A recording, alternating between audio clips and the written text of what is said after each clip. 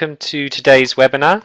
Today's webinar we will be looking at the CIPS new syllabus, and it's just an information webinar to give you a bit of a background on the new syllabus and to talk about the transition in a bit more detail. So yeah, just to reiterate, so we'll be looking at the new level 4, 5 and 6 diplomas.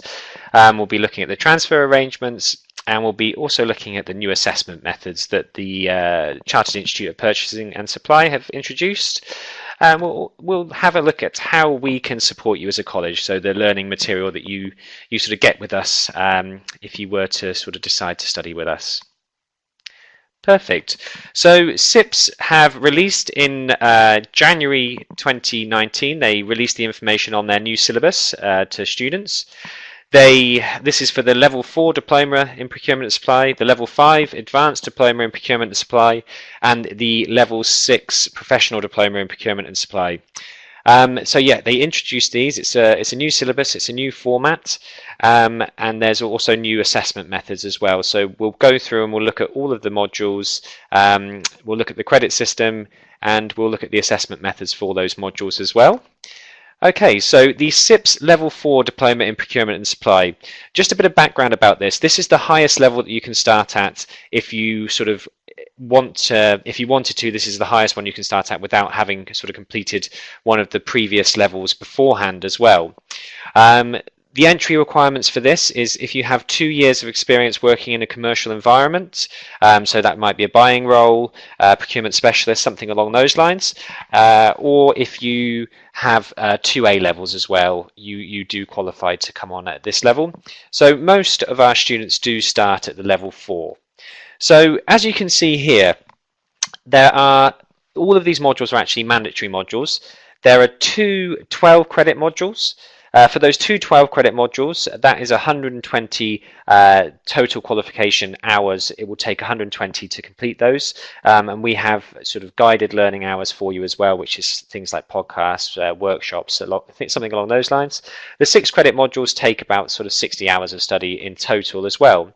So they're all mandatory, as I said. So there's the scope and influence of procurement and supply. You then have defining business needs, which is 6 credits, whole life and asset management, which is 6 credits as well, commercial negotiation, commercial contracting, ethical and responsible sourcing, supplier relationships, and another 12-credit module at the end, which is procurement and supply in practice. Although then there's no sort of definitive order to these modules, CIPS do say that really procurement and supply in practice, you do need to have covered sort of scope and influence in procurement and supply prior to starting on that module. If you have completed modules from the old syllabus, the 2013 syllabus, this slide shows you information on the transfer arrangements. So for instance, if you completed D1 from the old syllabus, you'd now be exempt from completing L4 M1 on the new syllabus. And you can see there the sort of outline of the different modules. So on the old syllabus, there were 5 modules. All of those modules were technically 12 credits. So some give you exemption from 2 6-credit modules, and some give you exemptions from 12-credit modules as well, which means you don't have to do those. There's a useful tool that CIPS have to show you which modules from the new syllabus you would need to complete if you have completed any modules from the old syllabus. The last assessment board to sit an exam for the old assessment, the old syllabus, sorry, is the 12th of May. So yeah, if you don't complete, if you don't sit an exam for the old syllabus, you won't be able to sit any more sort of old syllabus modules after that exam board. Okay, so the new CIPS Level 5, this is the advanced diploma. So you can only come on and start at this level if you've completed the level 4 qualification. So there's a sort of specific route through that people take to get sort of MCIPS status. So if you go through, do the level 4, 5 and 6, you can then apply for MCIPS status as well. There are different routes to getting MCIPS status. There's something called the management entry route, but that's something that CIPS offer directly, and that takes into account prior learning and work experience, and it may get you some exemptions, but it's quite sort of a long-winded process. So most people go through the level 4, 5 and 6. Okay, so the CIPS Level 5, this one has core modules that you have to complete, and then you can choose elective modules. So the core modules account for 42 credits, and you have to complete those. So you have to complete managing teams and individuals, advanced contract and financial management, managing contractual risk, managing supply chain risk, and managing ethical procurement and supply. So those are the compulsory modules you need to complete. The elective modules, you need to select 3 of those, so they're all 6 credits, and you need to complete 3 of those elective modules. So you can see there that there's 5 elective modules, and you just need to complete 3 of those. So you have a choice between category management, achieving competitive advantage through supply chain, project and change management, operations management, and logistics management. So you just need to select 3 of those elective modules.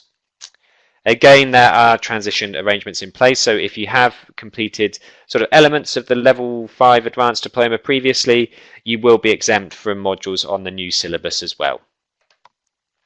Okay, and finally the new CIPS Level 6 diploma in procurement and supply.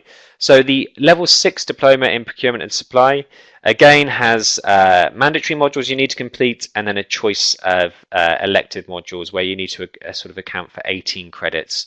Very similar format. So there's 4 mandatory modules. So strategic ethical leadership, global commercial strategy, global strategic supply chain management, future strategic challenges for the profession.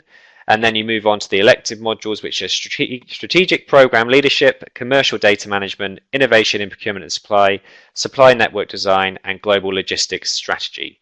So those are the sort of modules that you need to study to complete the CIPS qualifications. So if you go through, do level 4, 5, and 6, you then, once on completion for that, you will be in a position to gain MCIPS status, which is sort of the ultimate recognition, really, from sort of completing all 3 levels. Having that sort of after your name is really sort of a good badge to have after your name, really, as well. Again, there's transfer arrangements. So if you have completed modules from the 2013 level 6 syllabus, don't worry, you will have transfer arrangements in place, and you can see those there. I'll make sure to send across these slides after the webinar.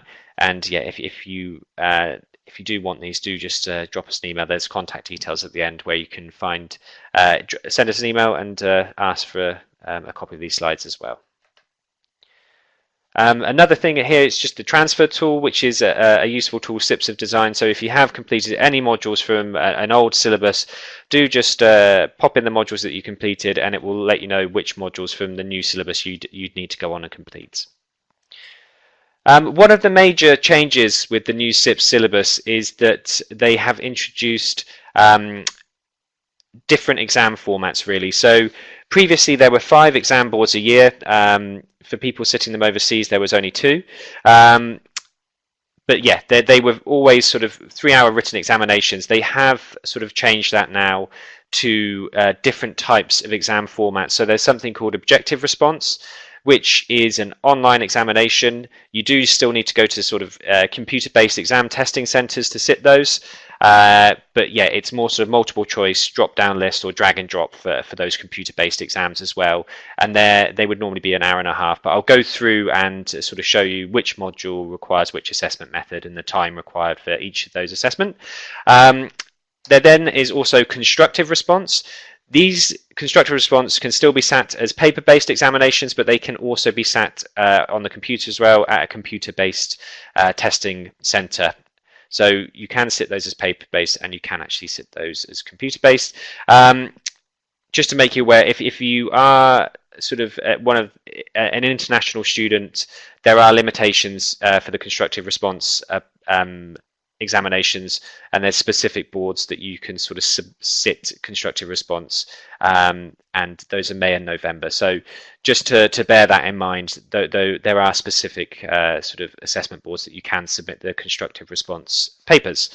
Yeah, but that is sort of more extended essay answers, basically, so written answers, and either computer-based or paper-based. These are just useful breakdowns to give you information about whether they're objective response or constructive response. 12 credit modules, constructive response in 3 hours. Objective response modules are an hour and a half, and they're computer based. That's for the level 5. You can see there again objective response and constructive response.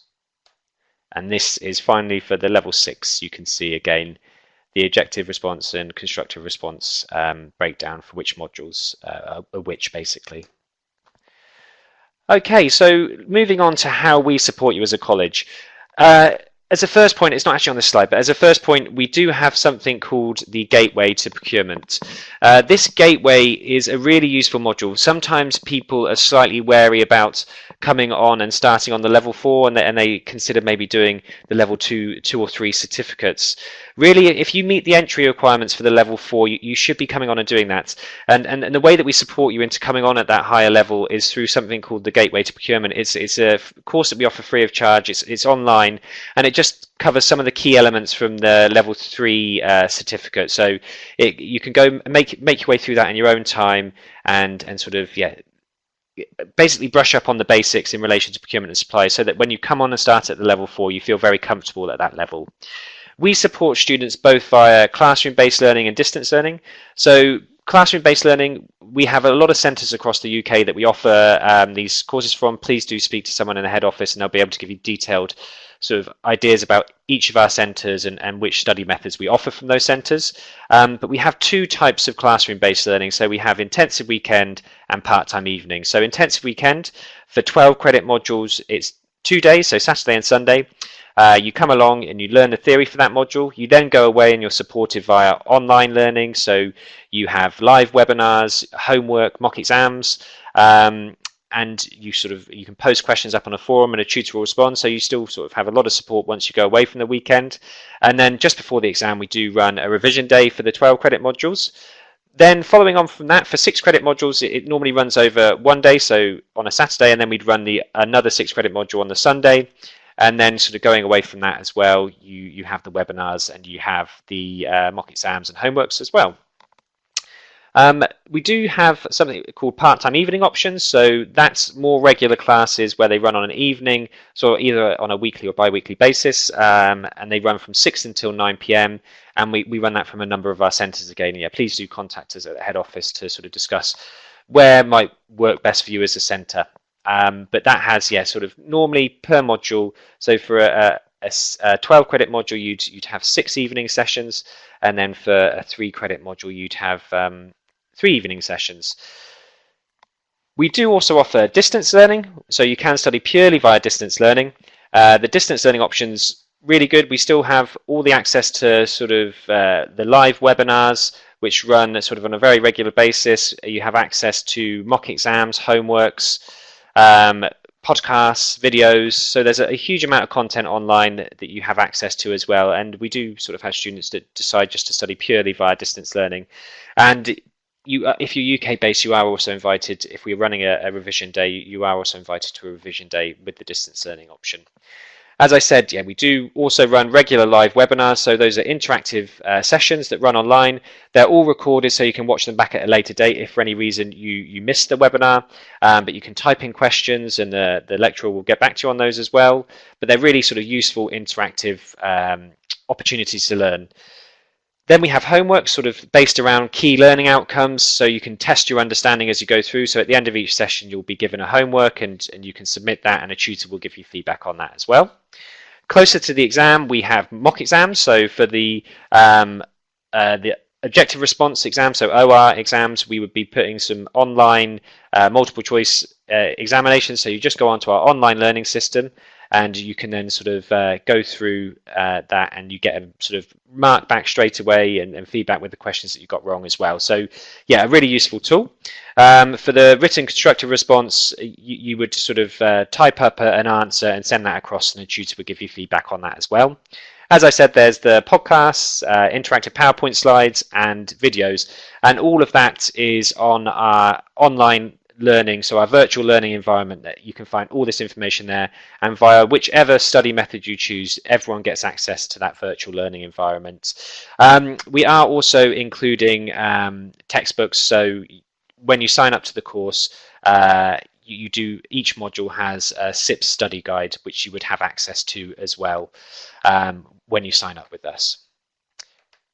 So that's really sort of the key content that I wanted to cover today in the webinar. Obviously, if you have any questions, please do just type those in. Or if you think of something later on, do just send us an email at cipsinquiries@oxfordpeg.com. Or you can give the head office a call on 01865 515 255. But yeah, thank you very much for coming along today. And anything I can help with, do just post up some questions here as well. Thanks very much. Bye-bye.